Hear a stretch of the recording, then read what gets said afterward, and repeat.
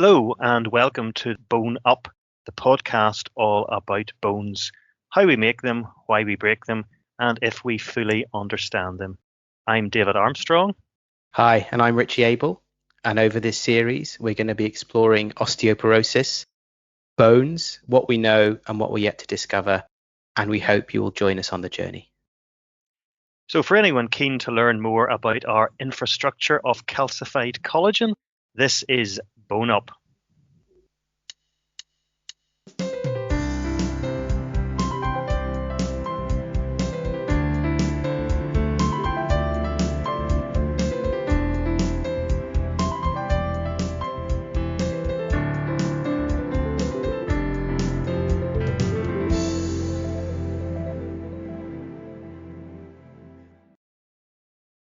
Hey David, how are you doing on this beautiful Friday afternoon? I'm doing well. It might be beautiful where you are, but it's been snowing here in Northern Ireland for the last hour or so.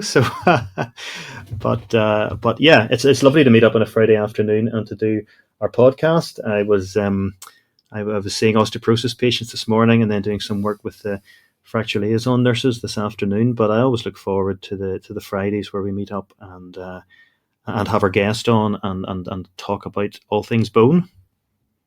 Yeah, me too. I really like doing the podcast on a Friday afternoon. It's a good way to finish off the week, and it's a nice way before the weekend to remind me why I do this job in the first place.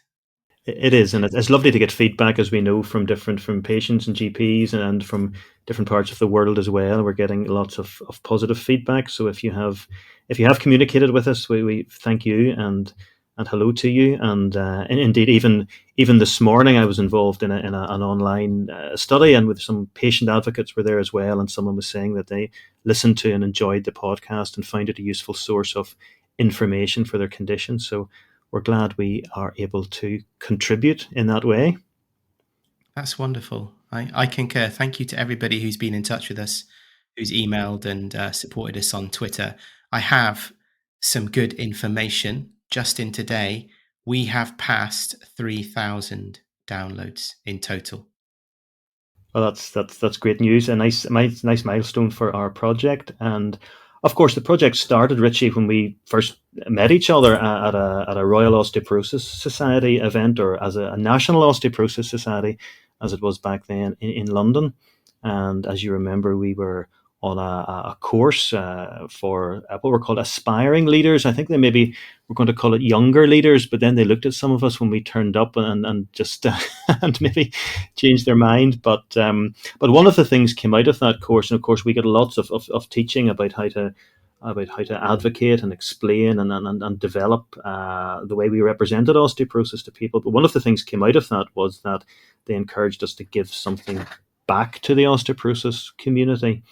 And I suppose the podcast here is what came out of that. The Aspiring Leaders course was really wonderful. They taught us a lot about communication. They taught us a lot about listening. They taught us a lot about working in teams. I found it a really useful course. And I suppose at the end, Fizz Thompson asked us to give something back. And this is our way of giving something back to the society and thanking them for bringing us together in the scientist clinical speed dating event that was the Aspiring Leaders course. That's right, and so I mean today we've talked about the Royal Osteoporosis Society, and today our guest is the chief executive of the Osteoporosis Society, and I think we can still call him relatively new chief executive of the Royal Osteoporosis Society, Craig Jones. And I mean when I think of the ROS, obviously it gave us the idea and the support to start this podcast. It's a fantastic organisation that provides support and education to patients through their helpline, through information on the website, through supporting patient groups. It gives great information and support to healthcare professionals, runs conferences, runs education courses. And I suppose from your point of view, then, it also supports research. It does. The ROS supports research in so many ways, especially ones that I've benefited from, so I'm really grateful. They have a good public patient involvement group. And for me as a scientist applying for grants, it's really important that I can demonstrate that the ideas I have developed solve real world problems. And the public patient involvement group helps me to justify the research that I'm doing and demonstrate the importance of it and the potential real world impact. The clinicians on the society as well, including yourself, give me a lot of guidance about the problems in healthcare and what needs to be solved. The Society provides direct research funding, and in 2018, I was a recipient of one of their grants. And the work has been published and has helped me develop a whole new strand of research in my lab, which is now being done by a PhD student and a postdoc. So I've managed to multiply their money. And the other place that the Society has been really useful is in communicating research back to the patients and back to the clinicians. It kind of provides a 360 view in that way. And obviously, they got us together and helped us get going with this podcast and have been supporting it since we started it. And for me, the biggest problem as a researcher has always been making contact with clinicians. You're all so busy that it's sometimes hard to get FaceTime to talk about the problems, to think about how we might work together to develop some solutions through research. And the society has given me the credibility and the standing to be able to get time with clinicians, which is very valuable, and start projects, which is absolutely amazing. They've been a really good advocate for me and for you, I think, and it's just wonderful. It's a wonderful, wonderful charity. It's interesting in doing this podcast. Sometimes after the microphone is turned off, we've had great chats with our guests, and I know you certainly, as a scientist, have had great chats with some of the clinicians and some of the other scientists we've had on about even working together, and ideas have come from that. So I mean, we've always intended to shine the spotlight on the ROS, but this seemed to be a particularly good time as they are launching, just really in the process on the next day or two of launching a new strategy.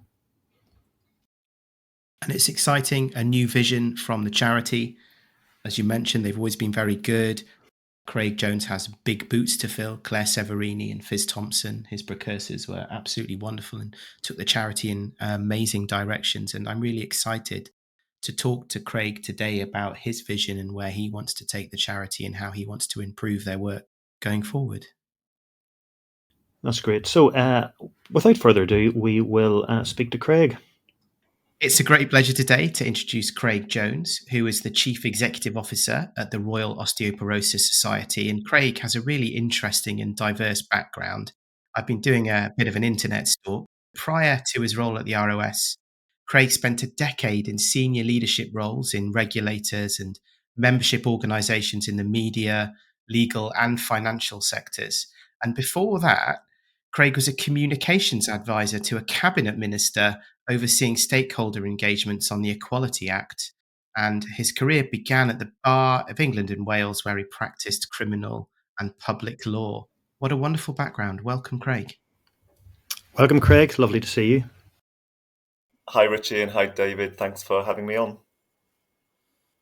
It's really great to have you talking to us today.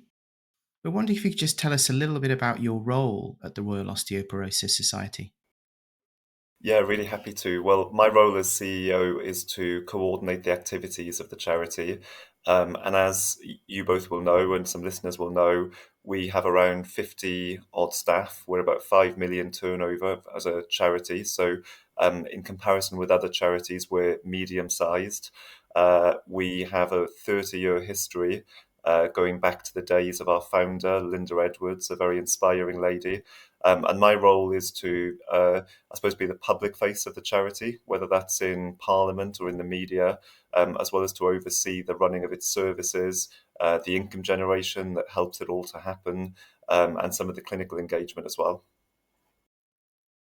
We've seen that you've released a new strategy called Breaking the Silence. I wonder if you could explain to us what your vision is. Yeah, and it's a really good chance for me to introduce that to the clinical community. This is our new 4-year strategy. The reason we did an early strategy review was to recognise the amount of change that there's been in the external environment since 2019, which is when we last reviewed our strategy.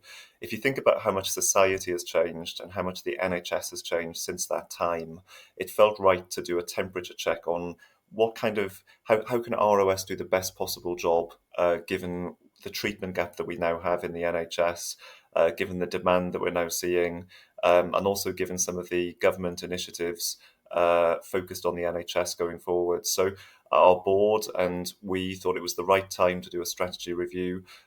We did a big consultation on it where we commissioned original research from public members, healthcare professional members.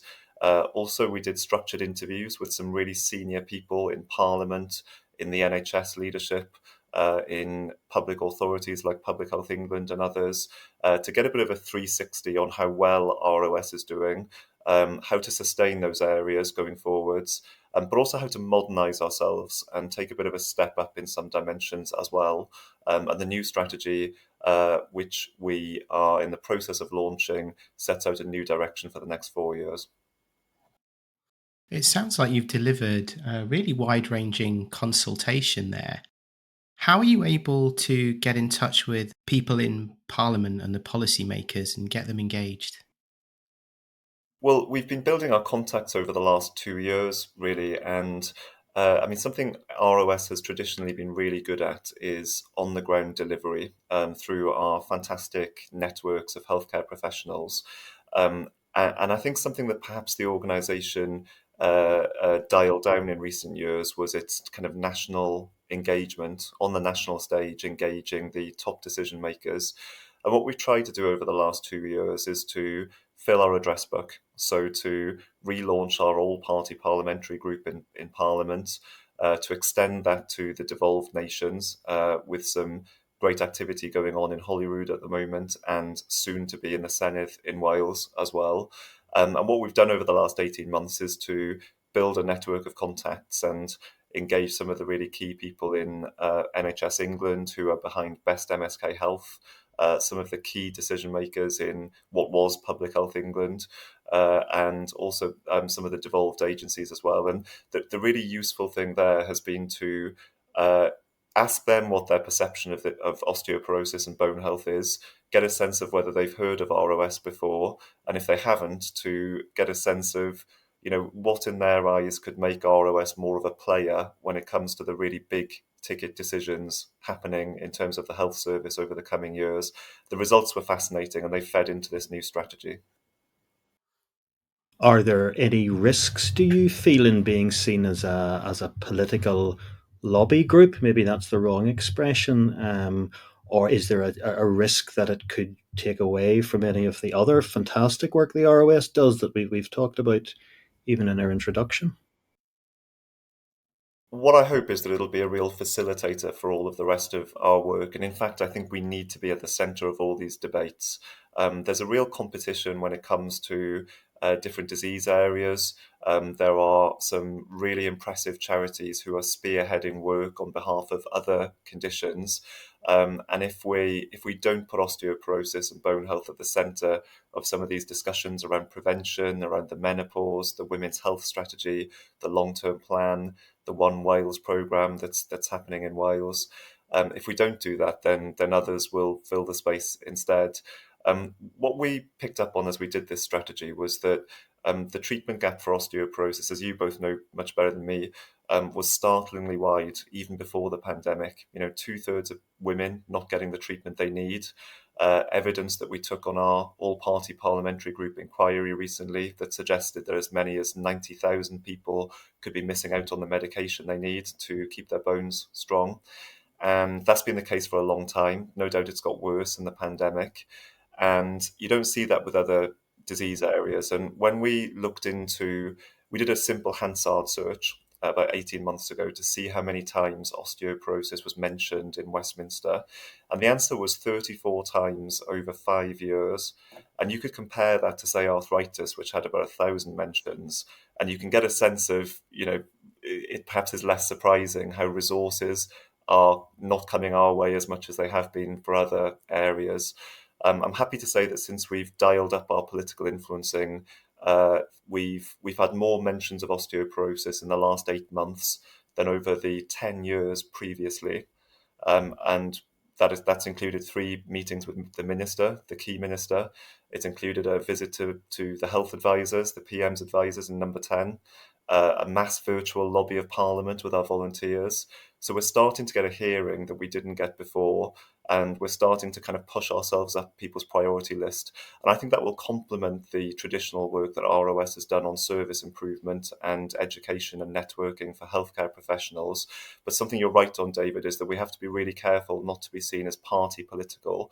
So we take a constructive approach in our tone. We don't make cheap shots against any party. And in fact, we want to influence all of the parties rather than just one.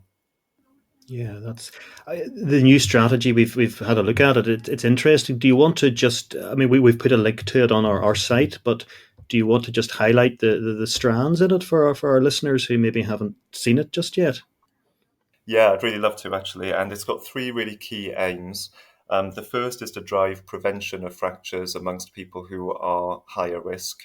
The second is to ensure quicker diagnosis and better ongoing care wherever people live. And that's about ending the postcode lottery for fracture liaison services and other things. And thirdly, to support more people to live well with a condition. And on our website is the strategy, and that's got 6 different strands. The first strand is awareness. We've called it awareness because we think that there's a job to do in just putting this condition on the map more. There's low levels of public awareness.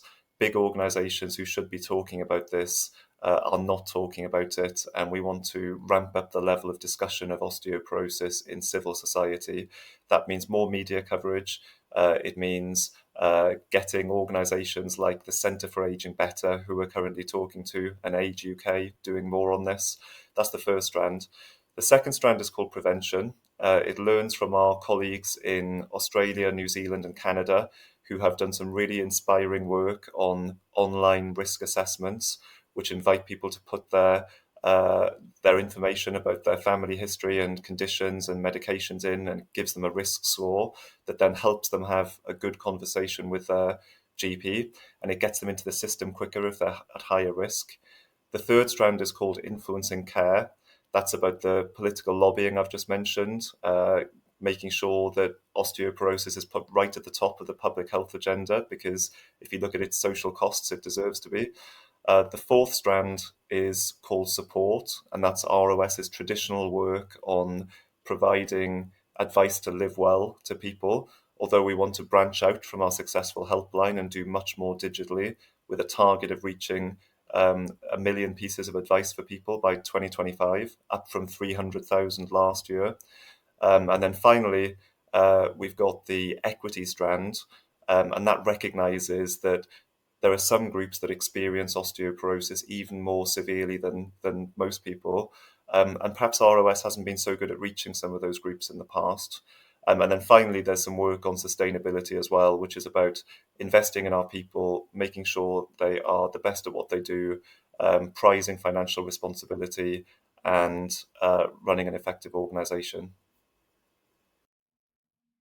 Wow, that sounds quite an impressive program and a lot going on. And I think your last 2 strands, you mentioned the sort of equity and the sustainability, they sort of run through the rest of the program. That's what you were saying. I mean, in terms of equity, it's something we're all very conscious of in healthcare provision now. And sometimes the groups of people that we particularly want to target in osteoporosis are different from other areas. I mean, one of the things we've come across in terms of male and female, it's sometimes harder to reach men with osteoporosis, sometimes harder to get funding for drugs with men for osteoporosis.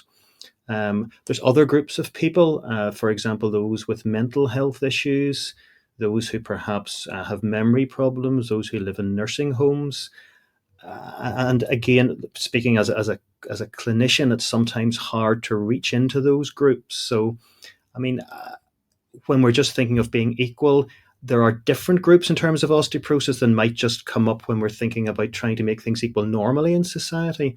Let's say people in nursing homes or people with mental health issues. Are there particular ways of reaching out to those groups? Well, that's what this strand is about, trying to find out and really ensuring that they get the same level of service as others. When we did the research that informed this strategy, we found that the proportion of people who had to prompt their own health assessment and had to be quite sharp-elbowed in terms of being taken seriously in primary care and getting the treatment pathway that they deserve. Really quite startling. And something that came out of the research was that people from lower income households told us that they experience osteoporosis even more seriously than the norm. They were more likely to have 5 or more fractures, more likely to be living in long-term pain, more likely to feel socially isolated, to have had to make adjustments in their home, more reliant on other people, and less satisfied with the support they were getting from the health service and probably charities like us as well. So there was a message there for us to consider how effectively is ROS reaching people from lower income households. Our member demographics suggests not good enough. And I think we can add the people that you've just mentioned, David. So, our clinical trustees remind us that people with mental health challenges would find it potentially even harder to have a good conversation and get the treatment pathway they deserve. So this equity pathway is, this equity strand is about dialing up our activity, recognizing where we need to get better at reaching people, and that includes men and some ethnic minorities as well, and putting the spotlight on them. The focus of the strategy as set out seems to mainly focus on over 45s. Given that peak bone mass is obtained earlier, maybe by the age of 25, should the ROS be including more work to prevent fractures by working with teenagers and young people? It's a good challenge, Richie, and that's something that I can imagine us doing in future. It's something we've chosen not to do right now, though. And the reason for that is that when you look at our membership at the moment, our 20,000 members, they're on the older end of the age range. And frequently I speak to members who tell me we need to be speaking to younger audiences, and I get that. But the prevention work that we've now put into our agenda, which we're going to kick off later this year, with this bone health assessment tool, learning from the Australians and the Canadians and the New Zealanders, we're going to aim that at people who are over the age of 45, because the intelligence that we got when we did the research was that that's when people become a bit more attuned to their general health, feel a bit less indestructible than people who are a bit younger, and feel and it's also when menopause kicks in, and that makes it more relevant as well for women. And what we've said is that for this 4-year period, we're going to extend ROS's reach down into that group, which for us is unprecedented. It might feel a bit modest just going down to that group, but that's a big thing for us, and it would involve extending the reach of the organisation quite significantly. What I wouldn't want to do is to cover everybody who's over, say, 20 right the way up to 50, 60, because I think if we do that all in one go, I think we'll struggle to get the impact that we want. But if after these 4 years we've succeeded in delivering a step change in awareness and prevention amongst people in their 40s and 50s, I can well imagine us going on to that afterwards, building on that success. Yeah, I think that's reassuring to hear almost, because obviously uh, you, resources are finite and you can't do everything at once. But certainly, as researchers, we're very aware of this peak bone mass being achieved at 25, and I'm sure you've heard the figures that making a small increase in your peak bone mass makes a huge difference down the line. And certainly, in the future, it would be really good to focus on perhaps even increasing awareness and increasing membership in that younger age group, who do feel invincible. But it's not, sadly, it's the time in which you can put the money into the bank in terms of your bones. Yeah, and it's definitely where we need to go, isn't it? You can imagine an ROS that has a much bigger bone health focus. So we're exploring the idea of a bone health platform that, of course, will have an ROS logo on it, but might be a bit more sort of bone health focused, that will make us relevant to people who don't yet have the condition. And I'd hope that over time we could make this relevant to people who are much younger, because people told us during the consultation that it's quite startling how generally people think about their skin and their heart or their muscles or their joints, and they just don't think about their bones. And we've got a real job to do in giving this the profile that it deserves. Yeah, people sometimes become interested in charities when they're younger, maybe in their 20s, as you know yourself, even looking for careers and so on. And if we can get people involved in bone health at that early age, then maybe that will be something they will carry on as a lifelong interest and become lifelong supporters. Yeah. I hope so, and you can well see that being part of the next decade for ROS. We've got a bit of a revolution to bring about if we want to deliver that change and awareness. But I really feel after 2 years of doing this job that we've got the facts on our side. This is something that's relevant to everybody. You can well imagine grandparents talking to parents, talking to kids about this. And if we played our cards right, we could get to a place where this has a proper status and standing in the national conversation when it comes Yeah. to how to live well in later life, and you have to start young to do that. So I hope that's where we can get ROS over the next decade. But for the next 4 years, we're going to move down to the 40s. For us, that'll be breaking new ground. And Mm-hmm. what I'm hopeful of is that we don't sort of overload the charity, and we make sure that when we do things which are new, we make sure they work, we deliver excellence, bag the learnings, and then we expand out and double down. And I hope we can do that here. I really like the approach that you're taking.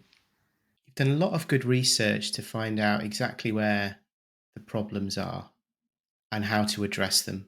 And it's wonderful that you are targeting the people who are most at risk of the disease and trying to support them. And at the same time, getting support from the people at the other end of the scale, the parliamentary people, the MPs, the civil servants, who I suppose have the power to allocate resources that you can then use in the future, maybe to expand the work that you're going to do with the public into these other age groups and the other groups who might have difficulty accessing healthcare. Assuming that plan works out, how do you think it might be possible in the future to be able to really drill down into the problems of reaching everybody who might be at risk of osteoporosis, whether they're young, whether they're mentally ill, whether they're unable to access healthcare very well for another reason? What are you going to be able to do you think? Well, the way you've summarised it just then, Richie, puts it exactly as we think of it inside ROS, which is effectively a kind of two-pronged approach. On the one hand, we want to reduce demand on the health system through our prevention work and through our support services, so helping people to live well with the condition, avoid preventable fractures. And we want to use our lobbying to increase supply, if you like, to get more money into this part of the health service. We are saying to government, fracture liaison services are a British-born success story that have been copied all across the world. It's a bitter irony that only 60% of people in this country have access to one. And we've said to them, put a modest investment in, you get £3 out for every pound you put in. And if the infrastructure is there across the country, you could see a real step change in the £2 billion hip fracture spend that the NHS currently spends. And we feel like we're getting a hearing for those arguments now. And I hope that over the course of the next couple of years, we can really take that home, persuade the government to use the women's health strategy, the work going on under the long-term plan, the setting up of community diagnostic centres, for example, to deliver a step change in the infrastructure across the country when it comes to FLS and improve primary care. And I hope the effect of these two things would eventually be to reduce demands on ROS's support services because people are getting the help they need within the system. Until then, we expect that people will still come to us in record numbers as they're doing at the moment because the treatment gap is so wide. So the way that you've just captured our strategy is right. These are how the support and influencing care and prevention strands all support each other. In terms of your question about how we get support to everybody that needs it, I think part of it is going to be influencing bigger organisations. I would love it if ROS could play an on-the-ground role in every part of the country. And who knows, if we play our cards right, one day we might be able to do that because, we represent 3.5 million people who've got the condition. This could be, one of the premier charities in the country if you take into account the scale of the issue that we are campaigning on. But we're not at the moment. We're pretty small, and we're conscious that making good things happen depend on influencing bigger players, using them as, if you like, signal boosters to get to the people at large. So I think part of it will be influencing the Royal Colleges. Part of it might be influencing other decision makers in the landscape to take more seriously this part of our national life, if you like, this public health challenge, and to use them to get to the full quota of people who need us, which is so big as to feel intimidating right now. But if we played our cards right, we could have a step change over the next 10 years. That's the key, isn't it? Influencing the decision makers. And it feels like you found a way to make a convincing argument, pointing to successful public healthcare interventions, and then encouraging the policymakers, the people who can allocate the money and the resources, to get behind expanding them. And that's the big change in this strategy, and that's why we've called it breaking the silence, because osteoporosis just wasn't part of the conversation. I think there's been a real, my sense is coming into this, and you'll both know this much better than me, but coming into this as a relative newcomer to this part of the health landscape. I've been involved in organ donation and the Royal College of Anaesthetists as a board member, but this part of the landscape, I think, has been quite neglected, and there's been something of a feeling of sort of passivity and defeatism. This sense that it's just part of getting old. And the things I've learned from, great people like Neil Gitto's on our board and Nikki Peel and people like Kasim Javed, who've worked so closely with us, is that the right therapies exist. The interventions are out there. We just need to identify the people who need them and get them onto them better. And we've not found these arguments difficult to make to policymakers. The evidence is all there. You just have to, as we say internally, turn up the volume, get doors open to the decision makers and advocate for your case. And that's why that strand, that influencing care strand, is right at the heart of what the difference is for ROS in this new strategy. And when you do that, you can also show the impact that will be had if they do get behind you. One of the things we talk about quite a lot is spinal fractures, vertebral fractures. And I was speaking to a journalist on the Sunday Times the other day about this. And, that statistic that we released at the end of last year, 2.2 million people living with undiagnosed vertebral fractures, 70% of them never coming to medical attention. And, the game-changing difference you can make for the NHS if you intervened then instead of waiting until people go through to hip fracture. And we're very lucky to have really great clinicians as part of our all-party group. So the report that they wrote for Parliament in December was a really great piece of work available on our website. And they're making those arguments based on the numbers, which I think speak for themselves. There's one thing in this process that I think may become a problem. I've been working in osteoporosis now for nearly a decade, and the whole time I've been doing it, people have talked about how we have the medicines, and all we need to be able to do is identify the people that need those medicines in order to be able to treat the condition and prevent the fractures. But if you talk to clinicians working on the ground, and David might be able to speak here about this, what they often tell me is their clinics are full anyway. And that if they identify more people, there isn't really room in the clinics to meet them, assess them, and treat them. If we can identify everybody who needs treatment, who needs consultations, how would it also be possible to make sure that enough resources are allocated to be able to treat all those people in clinical settings? It's a good question, isn't it? And I hear this challenge quite a lot in relation to fracture liaison services. It's something we've thought about in terms of the prevention approach that we're taking. We're thinking, well, if we inspire lots of people to go and talk to their GP about potentially being at high risk, is the system going to have enough capacity to cope with that?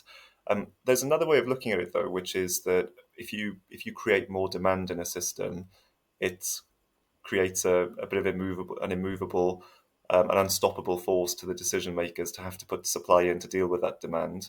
So you can imagine more of an impetus for things like fracture liaison services everywhere that they're needed.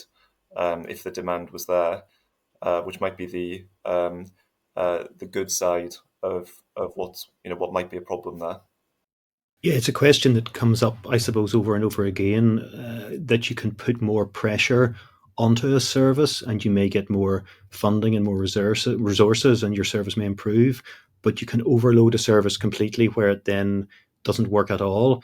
And I think it depends how flexible and how sensitive the service is to the pressure that's upon it. So, for example, you mentioned vertebral fractures, and we have ways of identifying vertebral fractures in our trust and in our clinic.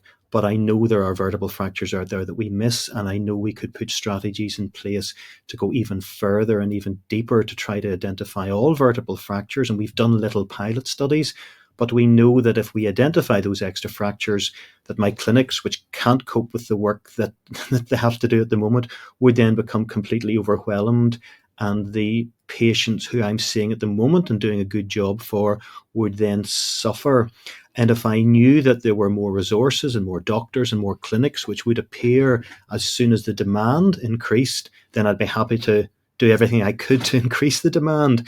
But the fear is, particularly at the moment in the post-COVID sort of environment, where you don't want to overload the system because staff are tired, things are creaking, money is being put into other areas, and maybe we're depending on the lobbying then, so that osteoporosis is sitting higher up people's agenda. But it is a question we face over and over again. Just how much pressure do you put on the system to improve things, and what happens if you put so much pressure on that the system breaks? Because the system is made up of people, of course. Not only have got patients, but doctors and nurses and physios and radiographers are all people as well. And just at the moment, people are tired, I think, in the health service.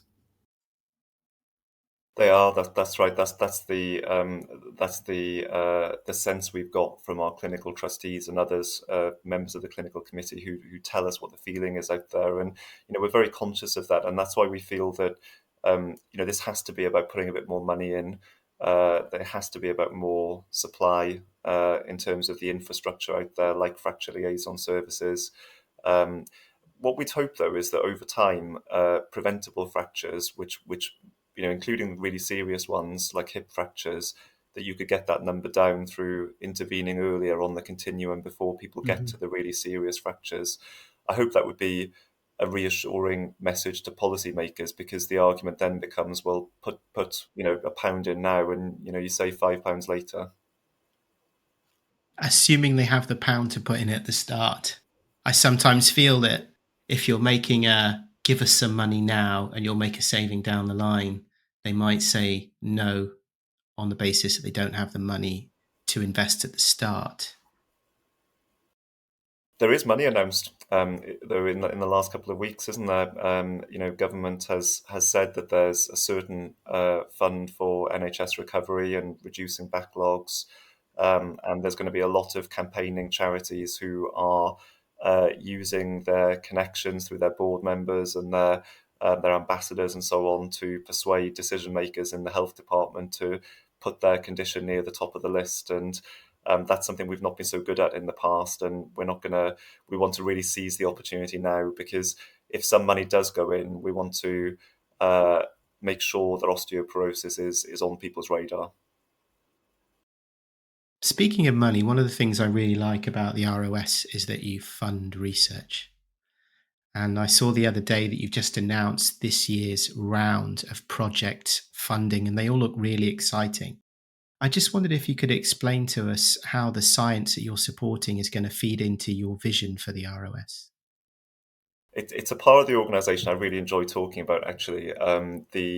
As you say, ROS has always done research. We've always given grants to really exciting research, including early careers grants for people that do great things.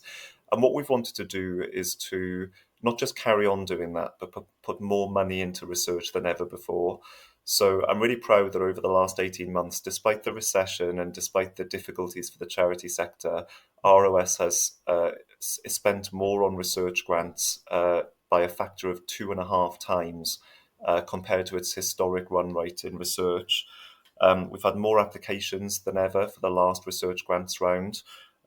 40 clinicians and 18 institutions are delivering research. They are the winners that we announced recently. And the projects really fit into this vision that we've just been talking about. It's about gathering the evidence, really, and the insights to make a compelling case to policymakers.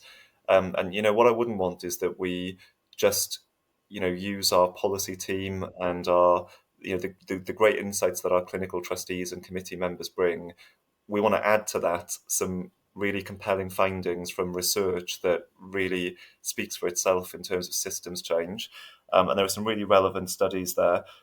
There is one on using surveys and audit data to improve fracture liaison services. That's going to be crucial in showing how they work. One on prevention of fractures through screening and assessment, which could be really exciting in terms of intervening earlier. There's one on helping people start and stay on treatment. That feels really relevant because we've picked out in the strategy how osteoporosis has one of the lowest rates of treatment adherence, and that's such a factor in terms of people's prospect of preventable fractures. There's an important study on pregnancy-associated osteoporosis being funded, which will help us understand that better.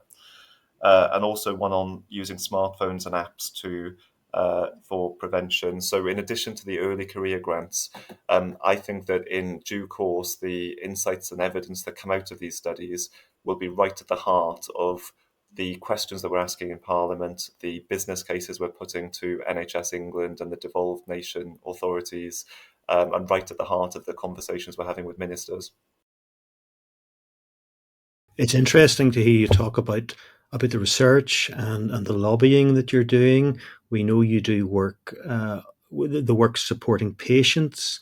We know you do great work supporting healthcare providers as well. Now, this may seem an unfair question, like asking you to choose your favourite child, but of those sort of 4 areas, which one would you choose as something which you feel is sort of closest to the heart of what you're doing or what you should be doing? I find that a really difficult question to answer because I think they're all sort of part of the same jigsaw, Well, really. it was supposed to be a difficult question. It's You've had supposed an to be a easy difficult time up one. to now. Yeah. I, I, I think this advocacy work is going to be really crucial in making a difference. Because if we don't change the system, I think a charity with 50 staff is not going to be able to step up to the task that we've got. So, when you look at the long-term plan, the levelling up agenda, the women's health strategy, all of these are, real platforms to take osteoporosis and get it into an initiative from government that will involve serious system change and should come back with some serious money to make a difference. So for me, the big change for ROS now is going to be to make sure that we are putting osteoporosis into those debates and forcing it to the top of the health agenda for the people making the decisions. And the reason I'm picking that one is because I think that will have an impact on all the others. Yeah. So, our support services are they're full to brimming at the moment. The helpline is missing, sadly, a couple of hundred calls a month because there's so many coming through. We went into the pandemic with record demand, and it's jumped by another 30% since. So, in a sense, what we're doing at the moment is picking up what the system hasn't been able to handle itself. And we need to do better at that. It doesn't always need to be through a high quality one-to-one helpline call. If we get better at our digital advice, which I think we need to do, if we make our material more accessible, people might get simpler answers to simpler questions on the website. So there's work we can do there.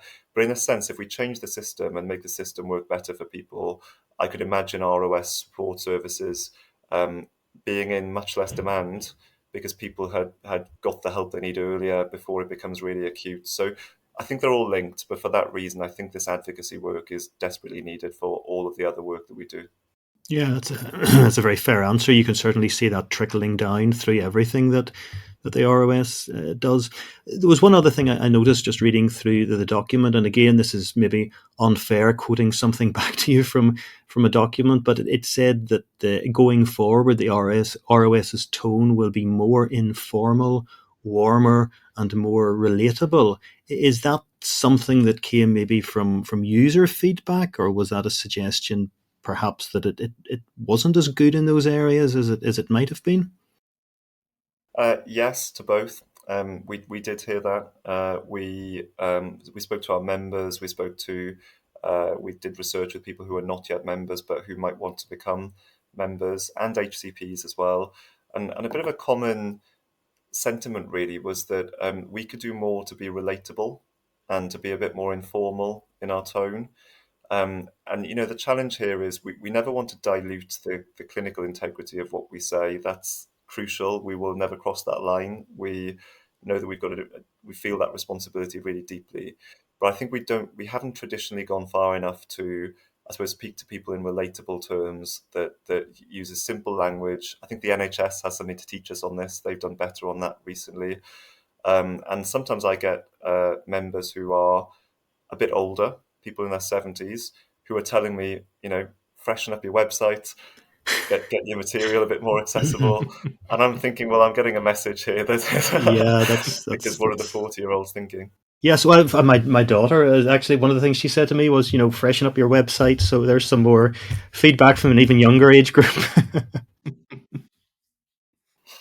Yeah, that's another thing occurred to me, and you were talking about being out in the space there and making your case, or other people will fill the space. I mean, I think any of us with disposable income and we give to charity, and there comes a point where you decide where you want to donate. Do you see yourself competing against other medical charities? Is that a fair question? It is a fair question, and weirdly, I think the answer is kind of yes and kind of no, because for the reasons I mentioned earlier, I think inevitably we are in competition to a large degree because there's only a finite amount of resource for this huge health system. And, the government has pledged some money for it, but it won't be anywhere near enough, of course. And there's going to be a scrum for who gets access to it.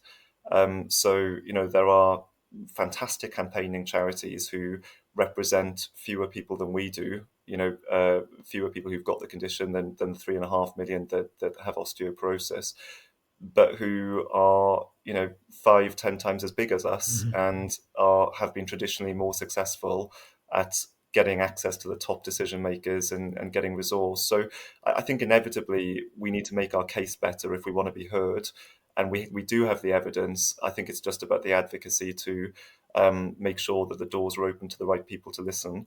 But I'm going to sort of fudge it a bit and say no in one respect, because I think it would be really parochial if charities, didn't work together, or missed opportunities in areas where actually they've got shared interests. And I speak to funders a lot, and people that give charities money as individuals, and what they tell me is that they don't want to see charities be, artificially kind of, putting boundaries up and, being a bit of a zero-sum game. They think that actually they want to see us working with Versus Arthritis. They want to see us working with other MSK charities. One thing that everyone's got in common is that apparently MSK conditions as a whole get something like 3% of public research funding, but account for 8% of the disease, the health burden. So MSK charities have a lot in common when it comes to these arguments with government and these debates. And the chief exec of one of the other MSK charities said to me, "Well, we get the crumbs from the table, and it's the other parts of the health service that get all the resource." So there is a lot in common. When it comes to prevention, our prevention messages, apart from vitamin D, are not very specific to us. They're quite generic, aren't they? And you can well imagine us joining with a host of other charities to encourage people to stop smoking and eat better. And so I think it would be wrong to be parochial, and I think people expect us not to be parochial. Yeah, I think that's a good message. Actually, I think that the synergies between charities are obvious, and I think in society most people would like to see us working with others.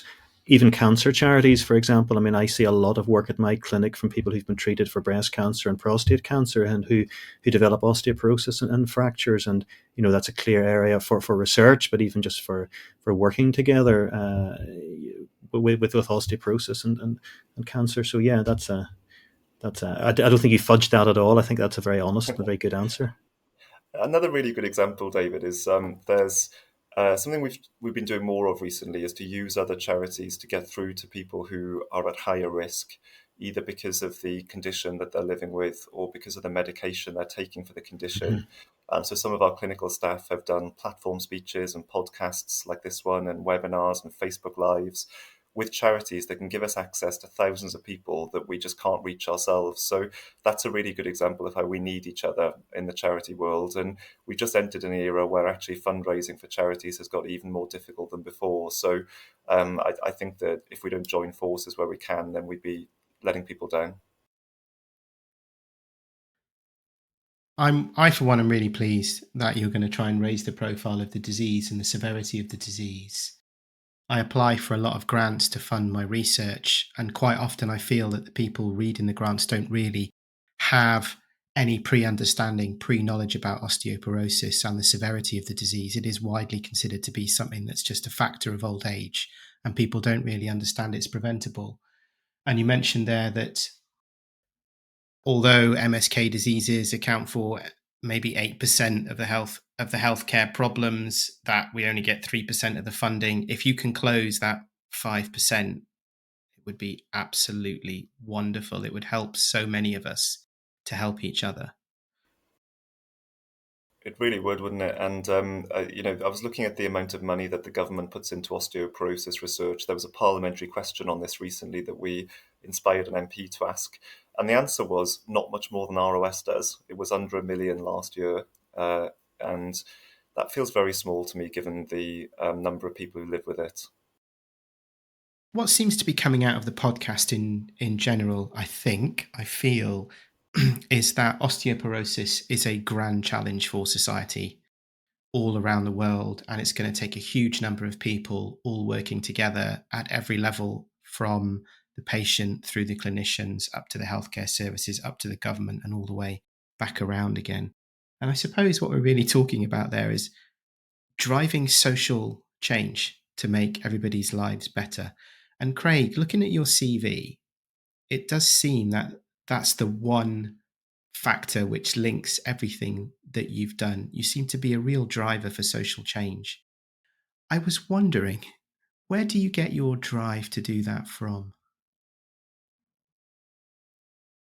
Well, early on in my career, I was at the bar, as you said, Richie, and I didn't stay at the bar because I really enjoyed prosecuting, defending, and so on. But I really enjoyed making public policy arguments a bit more than that. I've always been kind of small p political, always interested in kind of public policy debates, and I've never really done a role in the private sector, apart from a brief sort of period. But otherwise, it's been public sector and voluntary sector, because I just think these debates are really fascinating. And the organ donation work at National Organ Donation Committee at NHS Blood and Transplant is something I sit on, and that's another area actually where there's a huge, I suppose, communications and public engagement challenge that they're doing some really good work on. And there's been a real step change in the last 10 years in terms of signing onto the register. And I find that really fascinating. My previous role before my first chief exec role was as director of communications at a regulator. So communications and public engagement I've always found really fascinating. And I do think osteoporosis is partly a communications challenge. I suppose not just to the GPs and to the other healthcare professionals, but to the public at large, to correct some of those impressions that you've just mentioned about it just being part of getting old, or losing height just being one of those things as we get older. And I suppose from a communications perspective, I think what a fascinating social challenge it is to overturn that and get people thinking in terms of a disease which is treatable and beatable, provided they get the right therapies. I'm writing that down for my next grant application. Yeah. We had better draw it to a close there. It's been a really wonderful interview. Thank you for coming to talk to us today, Craig. I've loved it. Thanks for having me on. It's been, really good. Thank you for taking time and for being so open in your answers as well. We really appreciate it, and appreciate the support that the ROS have given us in our different careers, and given really the whole osteoporosis community across the UK. It's fantastic. Great organisation. So thank you. Thank you both as well. I mean, we're only as good as our clinical partners and colleagues, and thanks for being so close to us. Wow, David, what a wonderful interview with Craig. It was a really inspiring half hour, 40 minutes that we got to spend chatting with him. What were your takeaways from today's interview? Yeah, well, I think like you, Craig's sort of passion and professionalism for his role came across, in spades, and it's really exciting to see how he motivates and leads the ROS over the next few years, over his sort of 4-year plan, as he described it. It's exciting to hear him talk about this sort of equality and equity agenda, how we have to recognize there are lots of groups out there for whom we could do a lot better in terms of their bone health. People who maybe live in socially deprived areas, people who don't have the same confidence, maybe to, I think he used the term, elbow their way to the front of the queue and demand a diagnosis and treatment. People even who have mental health problems or who have memory problems. It's exciting and good to hear that that's a strand which is lying across all the new things that the ROS hope to do.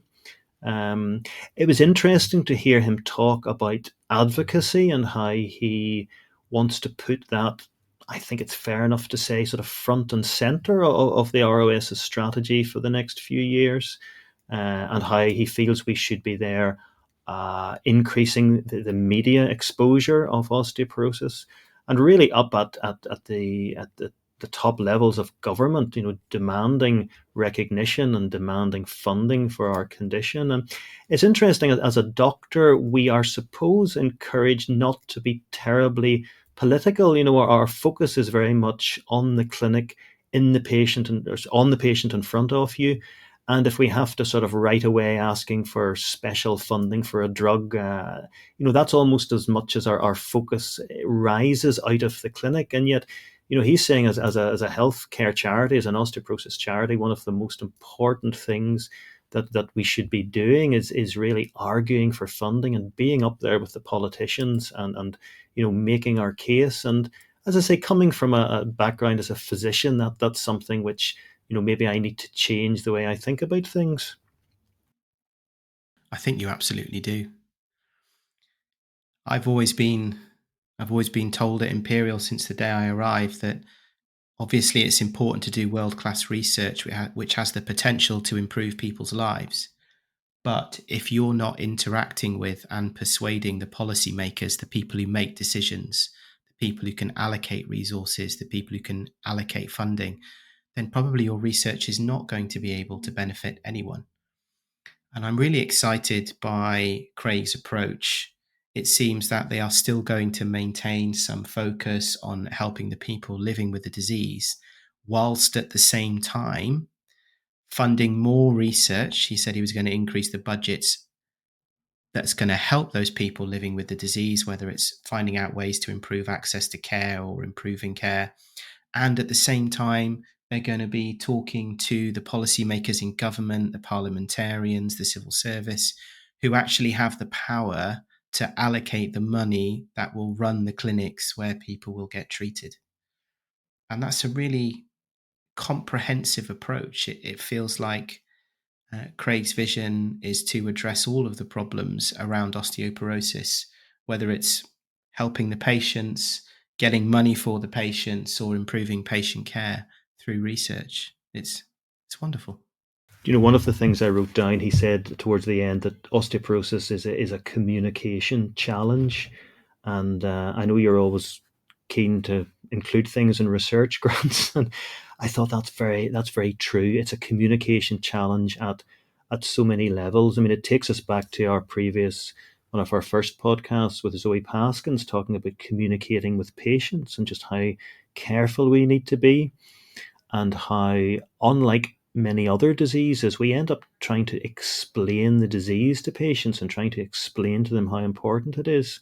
And then on the other side of that, just the communication with the media, with civil servants, with politicians, communication and the challenges of communication are really front and center of everything we do about bone health. And, that's something I think I will take away from this. Communication is central to what we do. Yeah. That communication has to change a lot depending on who the stakeholder is. The level of information has to change depending on how much people know about the disease. The message has to change as well. I think when you're talking to the policymakers, Craig was talking about how they were emphasizing the fact that money spent would have a big impact in money coming back, money saved. That was the right message for the people who are allocating the funding.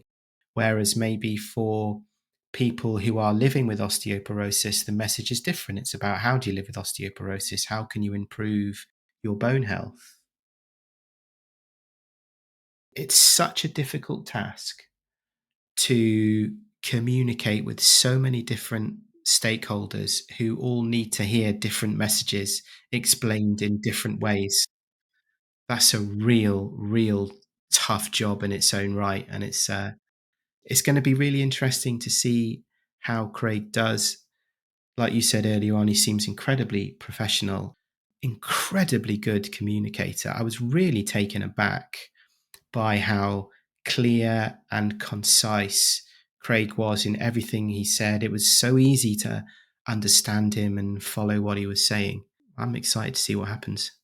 Yeah, we've so much good data in terms of drugs and treatment, and we've got to communicate that with patients to get them to take it, and to help them and help understand reasons why sometimes people don't persist with the medicine. And we've so much good data in terms of preventative work, as Craig was saying. You put a little money in at one end, you prevent a hip fracture, you save an absolute fortune. It's not that we don't have the data, it's just we need to communicate that better in all directions.